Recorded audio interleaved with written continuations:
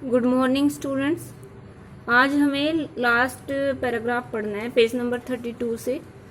The party was divided over the strategy of organisation. जो संगठन की नीति थी उसके ऊपर भी पार्टी बटी हुई थी। व्लादिमीर लेनिन, ये लेनिन नाम कल भी पढ़ा था इसके बारे में। व्लादिमीर लेनिन इनका कंप्लीट नेम है। Who led the Bolshevik group. जो बोल्शेविक दो ग्रुप थे क्रांतिकारियों के, एक बोल्शेविक और एक मेनसेविक। तो ये बोल्शेविक ग्रुप के लीडर थे, नेतृत्व करते थे। Thought that in a repressive society like the tsarist Russia the party should be disciplined and should control the number and quality of its members. वो ये सोचते थे कि जार का जो रूस है, जार के रूस में रिप्रेसिव सोसाइटी, दमनकारी जो समाज है, उसमें हमें पार्टी को यानी कि डिसिप्लिन में रहना चाहिए और अपने जो मेंबर्स हैं उनकी क्वालिटी और उनकी संख्या उसके ऊपर नियंत्रण रखना चाहिए। अदर्स मतलब जो दूसरे ग्रुप थे Menshevik, thought that the party should be open to all. वो ये सोचते थे कि जर्मनी की तरह पार्टी को सभी लोगों के लिए खोल दिया जाए, या कोई भी मतलब बाहर का व्यक्ति उसमें सदस्य या मेंबर बन सकता है। Next is 2.4 a turbulent time. Turbulent का मतलब होता है उथल पुथल का समय। द 1905 रिवोल्यूशन, 1905 की क्रांति। Very important question. Russia was an autocracy. Russia जो था वो एक autocracy a person who can not be stopped to work, जिसको कोई भी काम करने से नहीं रोक सकता, किसी प्रकार की रोक उसके ऊपर नहीं लगाई जा सकती, उसको कहते हैं autocracy. Unlike other European rulers, दूसरे यूरोपीय शासकों की तरह, even at the beginning of the 20th century, 20वीं शताब्दी की शुरुआत में, the tsar was not subject to parliament, कि जो जार थे वो पार्लियामेंट के अधीन नहीं थे, संसद के अधीन काम नहीं करते थे। Liberals in Russia campaign to end the state of affairs, और इस प्रकार की स्टेट को, इस प्रकार की स्थिति को रशिया के जो उदारवादी थे वो अभियान चला के खत्म करना चाहते थे।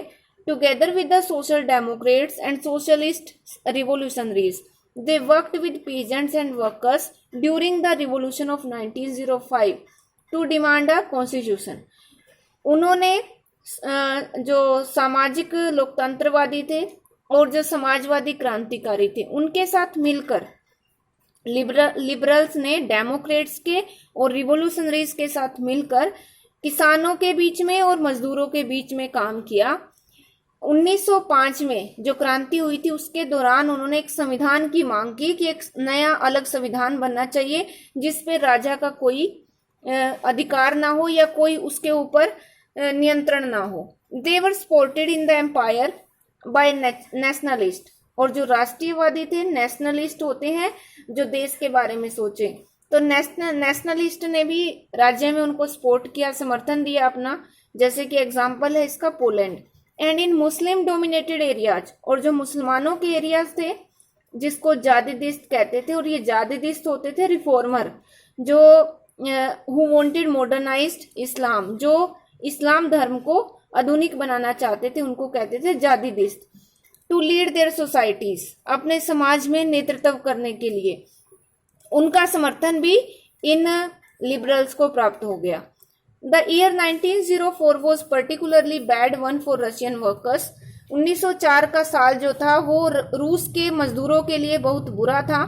Prices of essential goods rose so quickly, और जरूरी चीजों का जो मूल्य था, दाम थे, वो बहुत तेजी से बढ़े। That real wages decline by 20%, और जो असली वेतन था वो 20% कम हो गया।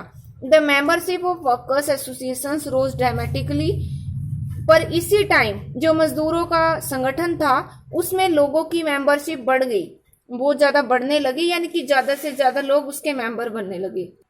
When 4 members of the assembly of Russian workers which had been formed in 1904 were dismissed at the Putilov Iron Works, जब 4 मेंबर्स ऑफ द असेंबली जो रूसी वर्कर्स की यानी कि रूस के मजदूरों की असेंबली थी, सभा थी, उसके 4 मेंबर को जिसको 1904 जो उन्होंने 1904 में ये वर्कर एसोसिएशन जो थी, असेंबली जो थी वो बनाई थी, उनको डिसमिस कर दिया गया, निकाल दिया गया पुटिलोव आयरन वर्क से।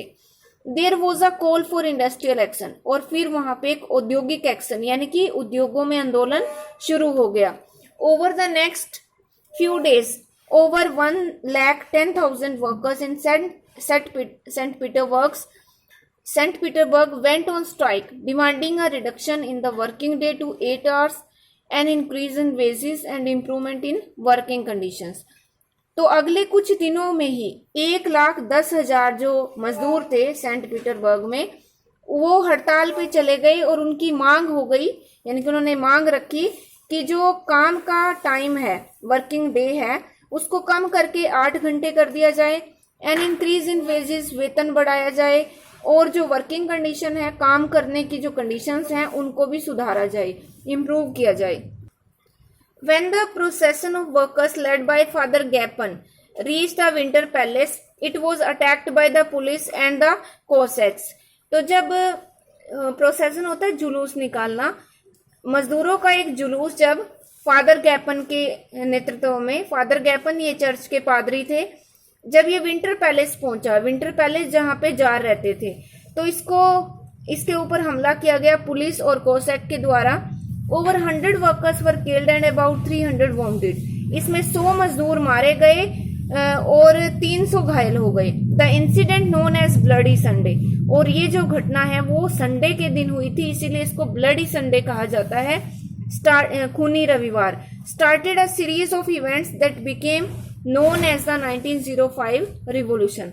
और फिर ये जो इसके बाद बहुत सारी घटनाएं शुरू हो गई, आंदोलन शुरू हो गया, क्रांति शुरू हो गई, तो इसको 1905 की क्रांति कहा जाता है। ये भी बहुत इंपॉर्टेंट क्वेश्चन है, 1905 की जो रिवॉल्यूशन है वो क्या थी, और ब्लडी संडे किसको कहा जाता है। यहाँ से 2 क्वेश्चंस निकलते हैं।